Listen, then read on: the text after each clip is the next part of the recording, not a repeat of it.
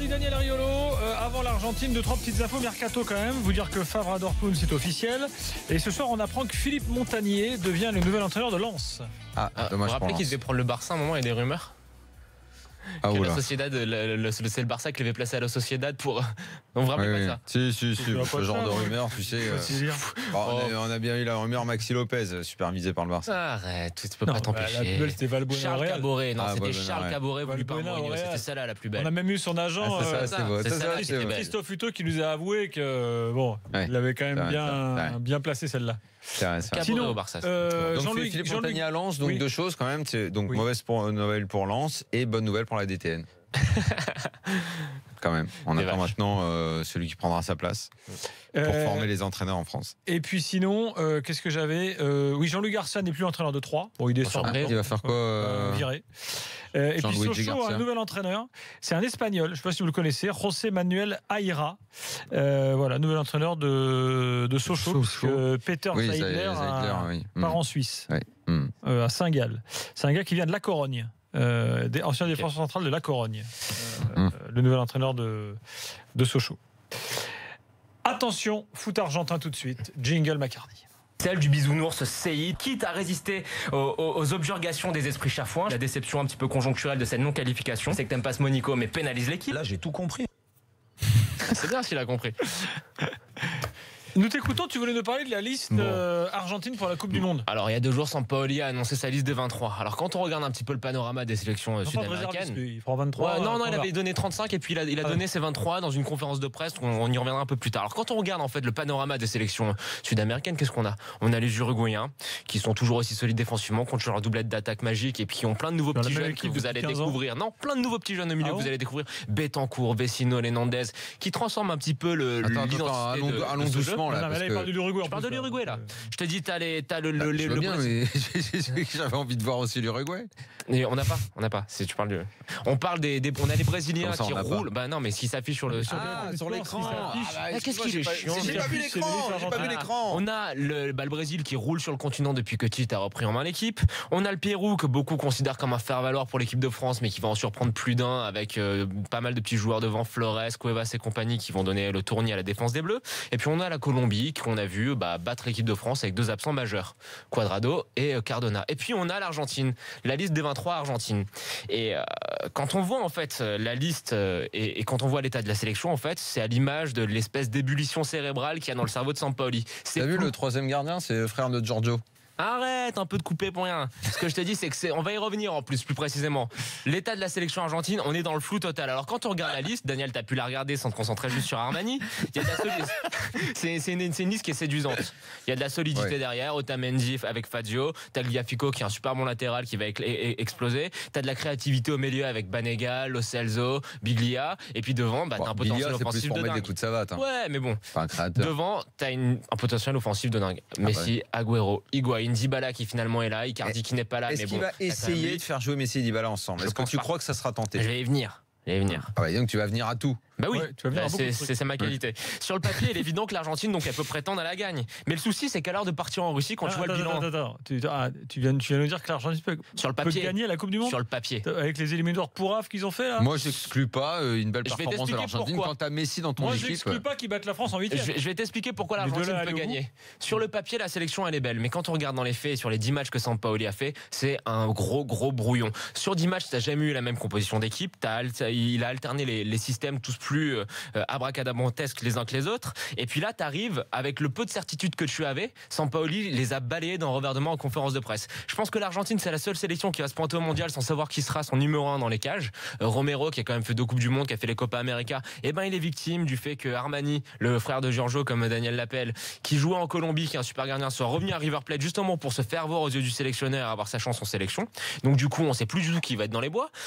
Dans les cages. On pensait que l'Argentine allait jouer en 4-2-3-1 comme c'était le cas lors des 3 derniers matchs, mais finalement Sampaoli a annoncé que ça se jouerait en 2-3-3-2.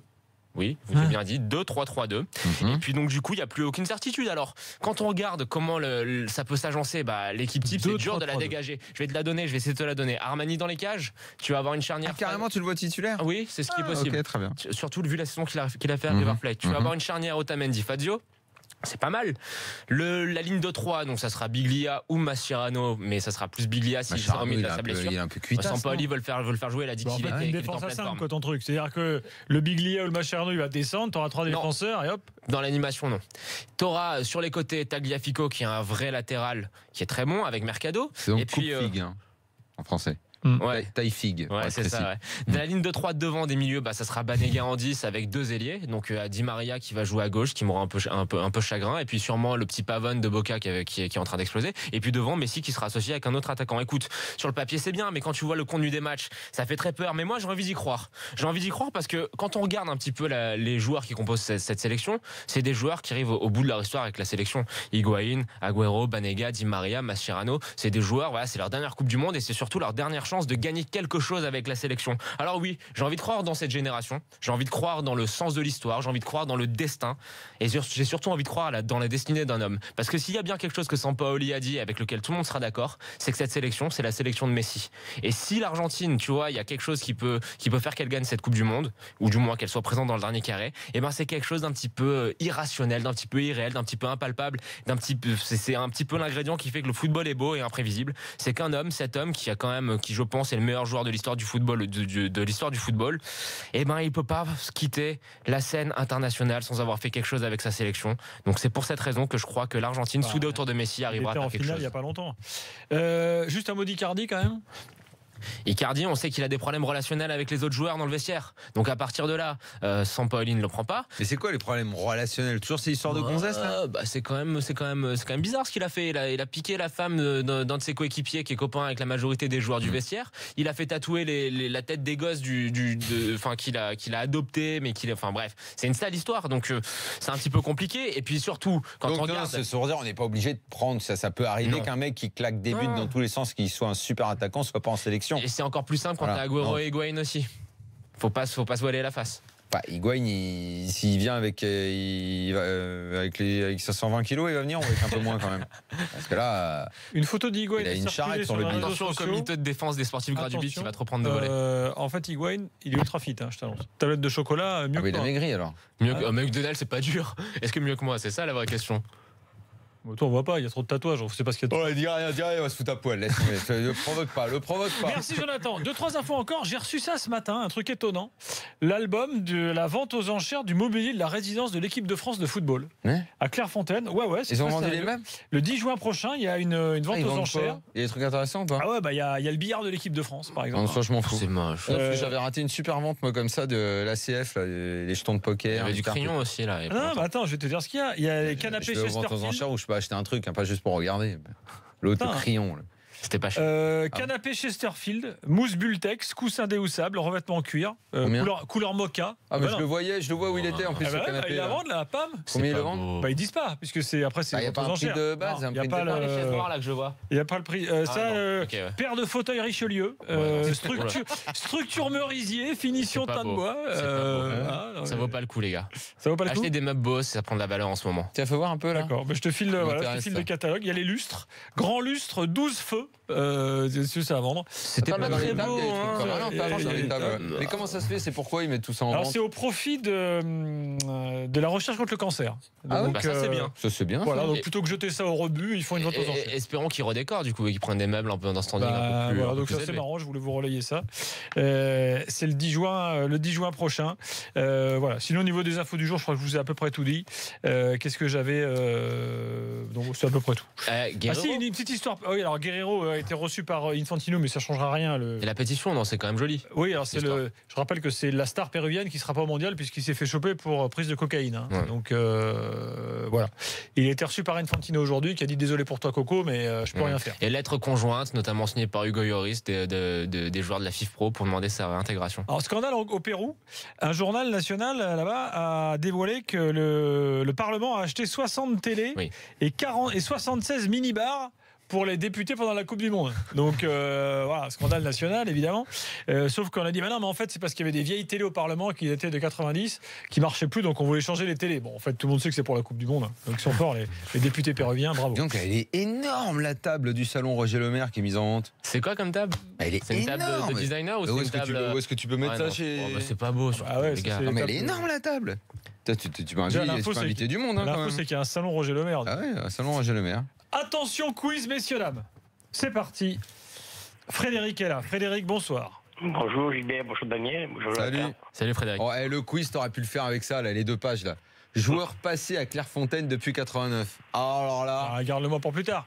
Pierre, bonsoir. Alors là, bonsoir. tu rigoles. Hein. Bonjour à tout le monde. Ils sont là, Pierre et Fred. Alors, Pierre et Fred.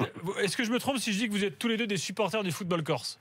Oui, on est corse. Moi, je suis corse. Donc parfait. Après, je sais pas si Fred est ça corse. tombe bien, parce qu'on vous a préparé, vu l'actualité, un petit quiz corse. Eh oui, on est comme ça. Fred, tu choisis de faire équipe avec Daniel ou avec Jonathan? Oh, tu crois qu'ils se sont trompés sur l'orthographe de Zidane? Allez, avec Daniel. Avec Fred avec Daniel. Et donc Pierre avec Jonathan. Messieurs, est-ce que vous êtes prêts? J'ai une BD sympa, Football District, à gagner chez Fluide Glacial. Attention, messieurs, dames, Fred, Pierre, c'est parti. On cherche un joueur corse. Je suis passé par Montpellier, Newcastle et Marseille. Je suis né à Ajaccio. Pérez. Qui suis-je? Non. Par Montpellier, Newcastle et Marseille. Je joue aujourd'hui à Saint-Étienne. Cabella. Ah oui. C'est Fred ou Pierre? C'est Pierre. Pierre, bien joué. Rémi Cabella, 1-0 pour Pierre et Jonathan. Ah ouais. Attention. À quelle place a terminé le Gazélec d'Ajaccio lors de la saison 2015-2016 en Ligue 1? 18e. Ligue 1. 17. Eh oui. 18e, tout à fait. 19e. Voilà. Daniel. Ils ont terminé 19e. Un partout. Attention, quel est le nom actuel de l'entraîneur du Sporting Club de Bastia? Rossi. Bien joué. C'est Pierre ou c'est Fred là? C'est Pierre. Et vous avez le même accent, les mecs, je peux pas vous reconnaître, moi. C'est raciste, ça, comme remarque. Ils ont le même accent. Ouais. Pierre, 2-1 pour Pierre et Jonathan. Stéphane Rossi, ancien entraîneur du CA Bastia par ailleurs. Attention. Je suis un joueur corse. Je suis passé par Bastia, Toulon, le Racing Paris. Anziani. Olmeta, ils sont là. Oui. Pascal Olmeta. En même temps, ils ont qu'à le faire tous les deux. C'est Pierre ou Fred? C'est Pierre. C'est Pierre encore. Toujours Pierre. Pierre, il est bon. Hein. Attention.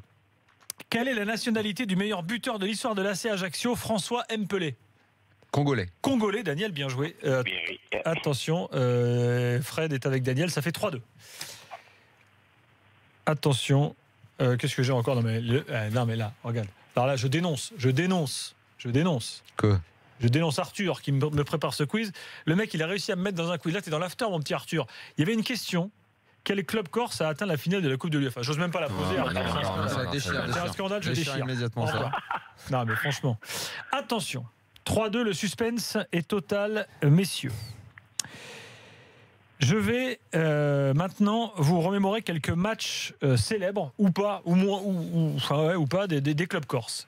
On va remonter tout de suite à la finale perdue de cette fameuse Coupe 78, Coupe de l'UEFA. Bastia, PSV, Eindhoven. J'aimerais que vous me donniez le gardien de but de Bastia ce soir-là. Pierrick Huard. Pierrick Huard, bien sûr. Frédéric, mais Frédéric est avec toi, donc c'est bon, ça fait 3-3. Non, parce que là c'était dur quoi. Pierrick Huard. En plus j'ai donné le prénom, tout. Ouais, mais c'est. Voilà. Attention, on a trouvé un match assez sympa dans lequel était Jérôme Roten. Je vais le retrouver celui-là. Il est magnifique.